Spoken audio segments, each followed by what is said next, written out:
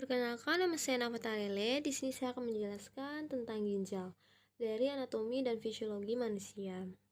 Yang di sini saya akan menjelaskan pengertian fungsi ginjal, anatomi kasar ginjal, struktur internal ginjal, dan suplai darah. Yang pertama, pengertian. Sistem perkemihan atau urinaria atau ginjal terdiri dari organ-organ yang memproduksi urin dan mengeluarkan dari tubuh. Sistem ini merupakan salah satu sistem utama mempertahankan homeostatis atau kekonsistenan lingkungan internal. Yang kedua, komponen. Sistem urinaria terdiri dari dua ginjal yang memproduksi urin, dua ureter yang membawa urin ke dalam sebuah kantong kemih untuk penampungan sementara, dan ureter yang mengalirkan urin keluar dari tubuh melalui orifisium ureter eksternal. Kemudian fungsi ginjal. Yang pertama, pengeluaran zat sisa organik, pengaturan konsentrasi ion-ion penting. Ketiga, pengaturan keseimbangan asam basa tubuh. Yang keempat, pengaturan produksi sel darah merah. Kelima, pengaturan tekanan darah. Keenam, pengendalian terbatas terhadap konsentrasi glukosa darah dan asam amino darah. Yang ketujuh, pengeluaran zat beracun. Kemudian anatomi kasar ginjal. Yang pertama, tampilan. Ginjal adalah organ berbentuk seperti kacang berwarna merah tua dengan panjangnya sekitar 12,5 cm atau kurang lebih sebesar kepala tangan.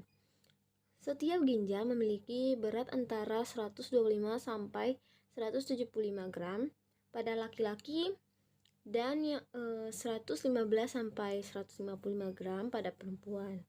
Yang kedua, lokasi. Ginjal terletak di area yang tinggi, yaitu pada dinding abdomen posterior yang berdekatan dengan dua pasang iga terakhir. Yang ketiga, jaringan ikat pembungkus.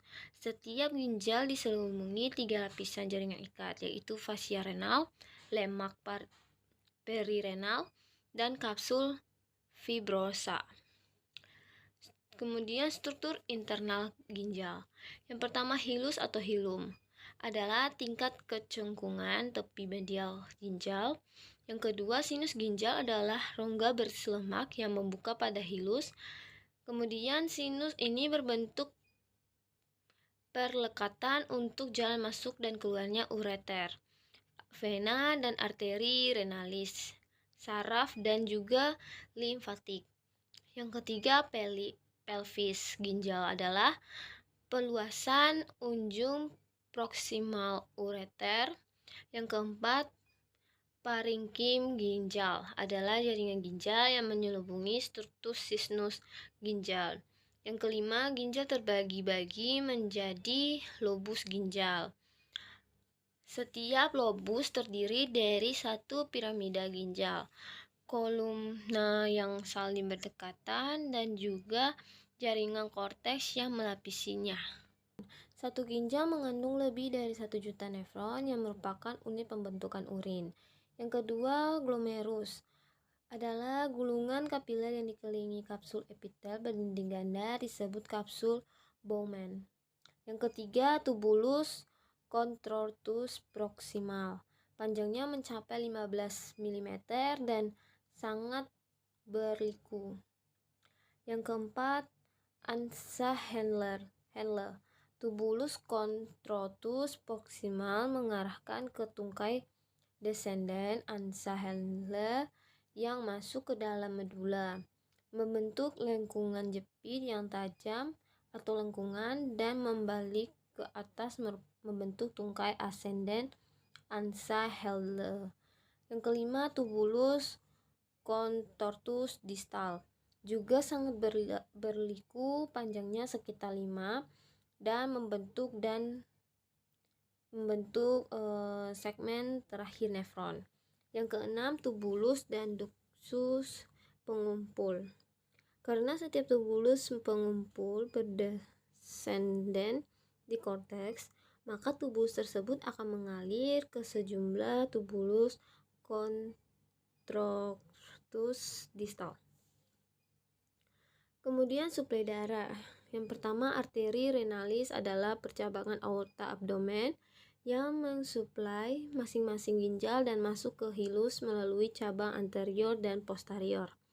Yang kedua, cabang anterior dan posterior arteri renalis membentuk arteri-arteri interlobularis yang mengalir di antara piramida-piramida ginjal. Yang ketiga, arteri aorta berasal dari arteri interlobaris pada area pertemuan antara korteks dan medula. Yang keempat, arteri interlobularis merupakan percabangan arteri arcuata di sudut kanan dan melewati korteks. Yang kelima, arterior afferent berasal dari arteri interlobularis. Satu arterior afferent membentuk sekitar 50 kapiler yang membentuk glomerulus. Yang keenam, arteria efferent meninggalkan setiap glomerulus dan membentuk jaring-jaring kapiler lain. Yang ketujuh, kapiler peritubular mengalami ke dalam vena cortex yang kemungkinan menyatu dan membentuk vena interlobularis. Yang kedelapan, vena arcuata menerima darah dari vena interlobularis. Yang pertama, pembentukan urin. Ginjal memproduksi urin yang mengandung zat sisa metabolik dan mengatur komposisi cairan tubuh melalui 3 proses utama. Yang pertama, filtrasi glomerulus. Yang pertama, definisinya, filtrasi glomerulus adalah perpindahan cairan dan zat terlalu dari kapiler glomerular dalam gradien tekanan tertentu ke dalam kapsul Bowman. 2. Mekanisme filtrasi glomerular.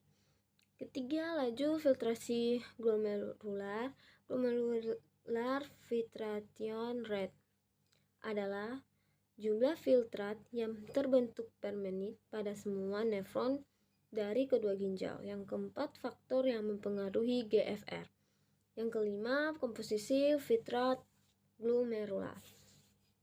Yang kedua, B,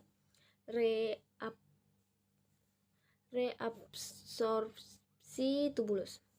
Sebagian besar filtrat atau 99% sehingga selektif di reabsorpsi dalam tubulus ginjal melalui difusi pasif gradien kimia atau listrik transport aktif terhadap gradien tersebut atau difusi terfasilitasi.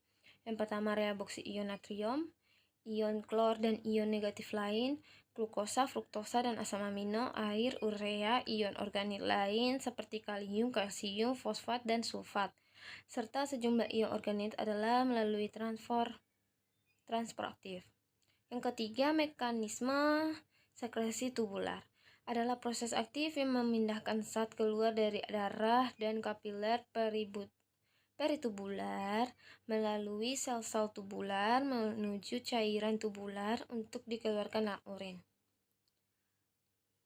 Konsep clearance yaitu ginjal berfungsi untuk membersihkan plasma darah dari zat-zat buangan seperti urea dan buangan nitrogen dan protein lain yang terbentuk sebagai hasil proses metabolik. Plasma clearance dinyatakan dalam milimeter per menit adalah volume darah per menit yang telah berisi dari zat. Volume ini dapat dihitung dengan memakai rumus berikut. Plasma clearance mililiter per menit sama dengan laju ekskresi urania atau miligram per menit, konsentrasi plasma miligram per mililiter. Yang ketiga, konsentrasi urin dan mekanisme pengenceran. A. Volume urin. Volume urin dihasilkan setiap hari bervariasi dari 60 ml sampai 2.500 ml lebih. Yang B, pengaturan volume urin. Produksi urin kental yang sedikit atau urin encer yang lebih banyak diatur melalui mekanisme hormon dengan mekanisme pengontrol pengkonsentrasi urin ginjal. ADH meningkatkan permeabilitas tubulus contortus distal dan tubulus pengumpul terhadap air sehingga mengakibatkan terjadi reabsorpsi dan volume urin yang sedikit. Aldosterone adalah hormon steroid yang disekresikan oleh sel-sel korteks kelenjar adrenal. 2. Sistem arus bola-balik dan dalam ansa Helde dan fasa rekta memungkinkan terjadinya reabsorpsi astotik air dari tubulus dan duktus pengumpulan ke dalam cairan interstisial medularis yang lebih kental di bawah pengaruh ADH. Baik, sekian dari penjelasan saya. Terima kasih.